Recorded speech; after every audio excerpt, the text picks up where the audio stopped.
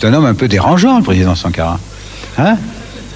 Sankara araderanja cyane arakubahuka akakubaza ibibazo yemye arakubuza amahoro muri kumwe nta mutekano wigera ugira ariko rero nanje sinja ngo ndababeshe nanje meze nkawe abimenye ko nanje meze nkawe. Faut qu'il sache que je suis comme lui. Et il dit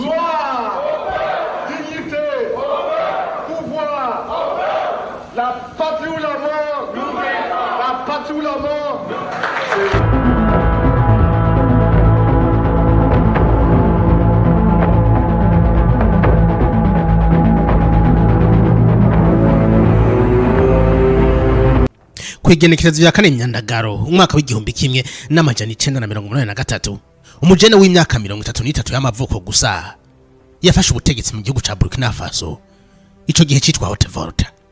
Uyu ni Thomas Isidore Sankara mu myaka mike gusa yarahinduye igihugu ciwe kiba ikimenyetso ca Afrika yigenga. Afrika ifise agaciro kandi idashobora kuganzwa canke ngo itegekwe n'ibihugu vy'uburengero. Ariko abamufasha muri urugamba rwo kubohora Afrika bacitse nko kora kwigenekezo ya 15 gitugutu umwaka w'igihumbi kimwe n'amajana 987 igihe Thomas Sankara yaraswa n'abasirikare bari barongoye na Blaise Compaoré wari inshuti yiwe kuva mu bwana. Ninde mu vy'ukuri Thomas Sankara? Ni gute yarabujije amahoro ibihugu by'uburengero na cyane cyane Ubufaransa na Leta Zunze Ubumwe za Amerika gushika naho bamwivugana? Ni rihera ryasigiye Burkina Faso na Afrika muri rusange. Muri uru rukurikirane guvyegeranya ku ntwari zagandaguye muri gitugutu uno munsi nza kugushikiriza amateka ya Thomas Sankara. Ndaguhaye ikaze.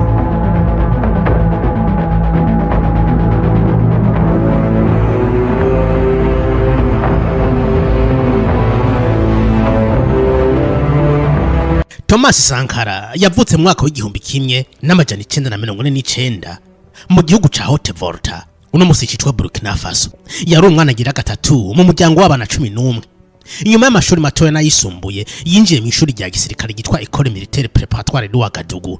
Rikaba ryari ishuri ryashinzwe n'ingabo z'abafaransa mu mwaka w'igihumbi kimwe n'amajana 951 rikaba gitwa ico gihe École des Enfants de Troupes de Ouagadougou. Mu mpera z'umwaka w'igihumbi kimwe n'amajana 960 hamwe na Blaise Compaoré bagiye kwiga muri EMIA École Militaire Interarmée de Yaoundé. Rikaba ryari ishuri rya gisirikare ryari mu gihugu ca Cameroon. Mu nyuma yahavuye yungururizwa mu gihugu ca Madagascar aho yinjiye muri Académie Militaire d'Antisyllabe mu vyigwa bihambaye vy'intwaza ngabo mu gisirikare.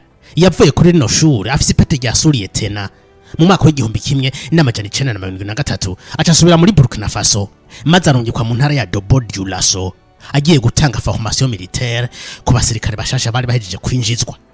Uyu mujeneri Lieutenant uburyo yigisha bwari butandukanye n'abandi. Inyigisho ziwe zashimikira ku gukunda igihugu no gutahuza abasirikare bashasha uburenganzira bwabo haba muri politike no mu bindi. Yatangiye kuduzwa mu kazi agenwa kuba umuyobozi w'ikigo gikuru c'imyimenyerezo za gisirikare mu mwaka w'igihumbi kimwe n'amajana 978 mu kwezi kwa mbere. Ari kumwe na Blaise Compaoré barungitse ba muri Maroc kunonosora ivyigwa bijanye no gukoroka mu ndege bita parachutiste. Ari kumwe n'ubu Blaise bagiye hamwe n'abandi basirikare baca bashinga ico bise LOC no kuvuga ho groupement des officiers communistes kakaba karakagwi ka gisirikare kayoboka ivyumviro vya gikomuniste. Ndabibutse ko muri iyo myaka isi yari mu ntambara y'ivyumviro bibiri, capitalisme na communisme. Thomas Sankara n'abagenzi biwe bari muri LOC ntiberekwa capitalisme, babona ko ari politiki yo kwiba no gucinyiza umunyagihugu muto muto. Muri iyo myaka Burkina Faso yatwarwa na President Sangoulé Lamizana akaba yari president agira kabiri yaratwaye Haute-Volta inyuma ya Maurice Yamego yatwaye igihugu kuva mu mwaka w'igihumbi kimwe n'amajana 959.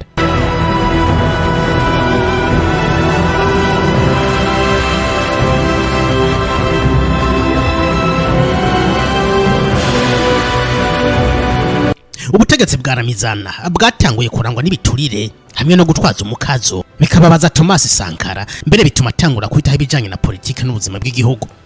Mu mwaka w'igihumbi kimwe n'amajana 980 habaye yegereye y'amasendika y'abarimu. Abarimu bagiye mu mabarabara biyamiriza gufatwa nabi na leta ya General Sangoulé Lamizana. Inyuma y'indwi zibiri gusa hatangujwe imyiyerekano. General Lamizana yatembagaje ku butegetsi muri coup d'etat yakozwe n'abasirikare bari barongoye na Colonel Saye Zerbo.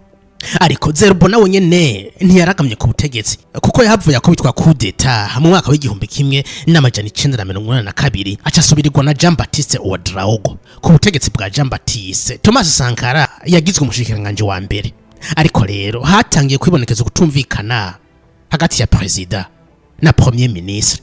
Uyu mukuru w'igihugu yakorana n'abafaransa vya hafi mu gihe Sankara aterekwa abo yita ba imperialiste bakaba barabakoloni bagarutse muri Afrika mwisura nshasha. Ibi vyahavuye bimukorako kubera ko kwigenekerezo ya 17 Rusama umwaka w'igihumbi kimwe n'amajana 1983 Sankara yarahagaritswe arapfungwa. Blaise Compaoré umugenzi wiwe nawe yarahunze aho yahavuye atanguza ikiroberi cyagwanya leta ya Zerbo. Ntivyatevye ifungwa rya Sankara ryateje imyiyerekano mu gihugu. Muri uwo mwanya nyene Blaise Compaoré yari mu myiteguro myinshi yo gukoresha ingufu za gisirikare gushika bohoje inshuti yiwe Thomas Sankara. Kwigenekerezo rya kane Myandagaro Blaise Compaoré ari kumwe n'abandi bakomando muri Centre National d'Entraînement Commando binjiye muri Ouagadougou bari kumwe n'isinzi ry'abanyagihugu bari bababajwe n'ifungwa rya Sankara. Icari kibazanye kwari kubohoza Thomas Sankara no gukura ku butegetsi President Saye Zerbo. Iyi ni revolution yagejeje Sankara ku butegetsi maze kwigenekezo ya kabiri Gitugutu umwaka w'igihumbi kimwe n'amajana 1984 ashikiza ijambo abanyaburkina Faso n'abanyafrika bose ati kinzanye no kujugumiza bano bakoloni bagarutse mu isura nshasha. Yagize ati buri munsi buri gitondo ntimuzimigire myibagira iki kintu, iyo abanyagihugu bahagurutse abakoloni barajugumira. Ati kandi niteguye guhangana n'aba bakoloni. Thomas Sankara yari umujene w'imyaka 33 yiteguye gushira mu bikorwa doctrine yiwe yo kugwanya basuma. Abakoloni b'abafaransa n'abanyamerika bari bafukamye mu nda Afrika mu mayeri yabo yo guca mu bategetsi b'ibihemu muri Afrika.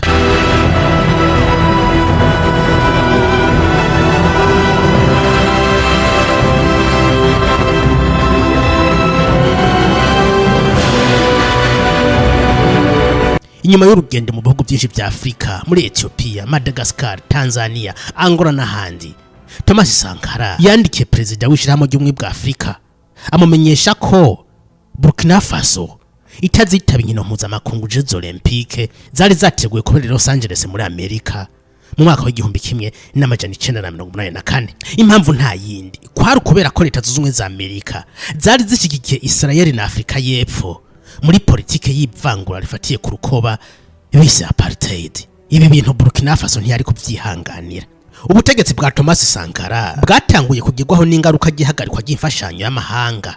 Ibi ntivyamukanga, ahubwo yazanye uburyo bwo kugabanya amadepense ndetse ashiraho politike yo gukoresha ibikoro indani mu gihugu gushika ku vyambagwa, aho yahimiriza kwambara impuzu za Faso Danifani ikaba yari marke y'ivyambagwa vyakorerwa muri Burkina Faso.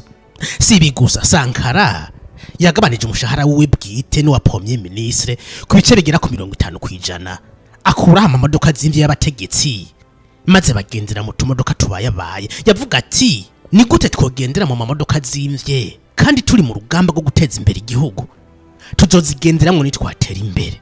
Yagabanije kandi ingendo zo hanze izidahambaye cyane zirafutwa. Afuta kandi imisi mikuru myinshi yatwara uburyo bwa leta. Imitungo rusangi ya leta yategereza gukoreshwa neza, hagabanywa biturire ku buryo buboneka. Ahimiriza aba Burkinabe kurya rokare no kuvuga gufungura ivyo bonyene bihinguriye. Sankara ntiyatanga amategeko, ahubwo yerekana karorero kuko yarabayeho mu buzima bubayabaye, inzibayabaye, ndetse nta modoka yiwe bwite yarafise. Sankara yarabizi neza ko ugomba gutembagaza igihugu afyinira kuri systeme éducative y'igihugu. Nico gituma yavuguriye ibijanye n'uburezi, yubaka amashuri, ahugura abarimu kugira batanga ubumenyi bw'akanovera. Mwijambo ryo mu mwaka w'igihumbi kimwe n'amajana 1986 Thomas Sankara yagize ati turateganya kuvugurura systeme y'indero mu gihugu cacu. Igihe abakoloni bazana amashure ntibari bafise intumbero zo kudufasha cyane gukora ibikorwa by'ikigongwe, ahubwo bashaka abakozi, bashaka babakorera mu mirimo yabo y'ubukoloni. Kuri twebwe rero intumbero yacu no guha amashuri agaciro gashasha kugira ngo yigishe umuntu mushasha yiyumvire gushasha kandi ashire mu ngiro bizoteza imbere igihugu n'abanyagihugu. Hampande y'iyi politike nshasha muri systeme y'indero, Sankara yateje imbere igitsina gore, yagwanije uguharika aha agaciro umugore ndetse anabaha amahirwe yo kwinjira muri politike no mu bindi bisata bigize ubuzima bw'igihugu. Muri diplomasi ubutegetsi bwa Sankara bwakomeje kutabanagiza n'Ubufaransa, ndetse yafashe ingingo yo kutitaba ihuriro rya Sommet France Afrique ryabereye i Bujumbura mu Burundi ku igenekerezo ya 12 Kigarama umwaka w'igihumbi kimwe n'amajana 1984. Iri ryari ihuriro ridasanzwe ryahuje ibihugu byashika 37 byo ku mugabane wa Afrika. Iki gihe Perezida Bagaza yakiriye abakuru b'ibihugu batandukanye, harimwo mu Mobutu Sese Seko wa Zaire, Juvenal Habyarimana w'u Rwanda, Omar Bongo wa Gabon n'abandi, tutibagiye na François Mitterrand, Perezida w'Ubufaransa. Thomas Sankara yase kwitabiye inama mu buryo bwo gutanga ubutumwa ku bindi bihugu bya Afrika byakurikira Ubufaransa bihumirije ko Burkina Faso itazokomeza gukinagizwa n'Ubufaransa no kubagamburukira mu byo bategetse byose. Ariko nubwo yagwanya imperialisme na colonialisme, Sankara yarazi ko Burkina Faso idakuye kwiyugarana, ahubwo kuye kuvugana n'ibindi bihugu byabi by'abakoloni canke ibindi, ariko hakaba inyungu ku mpande zose, partenariat apana domination canke oppression. Niyo mpamvu mu mwaka wakurikiye mu gihumbi kimwe n'amajana 1985 Sankara yafashe urugendo rumugezi Paris kubonana na mugenzi we François Mitterrand. Muri uyu mubonano Mitterrand yavuze amajambo menshi kuri umujene yamuderanja cyane, amajambo yarimo n'agahemo kadasanzwe. C'est un homme un peu dérangeant, le président Sankara. Hein? Sankara araderanja cyane, arakubahuka, akakubaza ibibazo, yemye arakubuza amahoro muri kumwe, nta mutekano wigera ugira. Ariko rero nanje sinja ngo ndababeshe, nanje meze nkawe, abimenye ko nanje meze nkawe. Faut qu'il sache que je suis comme lui. Et il dit ce qu'il pense, je le dis aussi.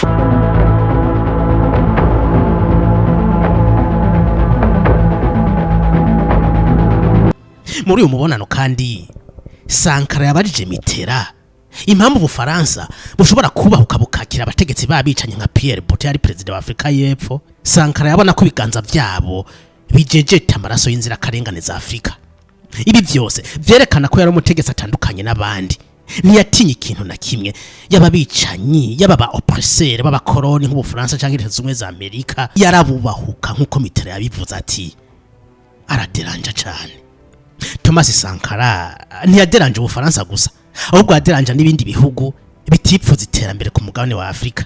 Ibi bihugu nibyo byinjiye mu bagenzi ba hafi ba Sankara, uhereye kuri Blaise Compaoré kugira abahemukire Burkina Faso na Afrika muri rusange.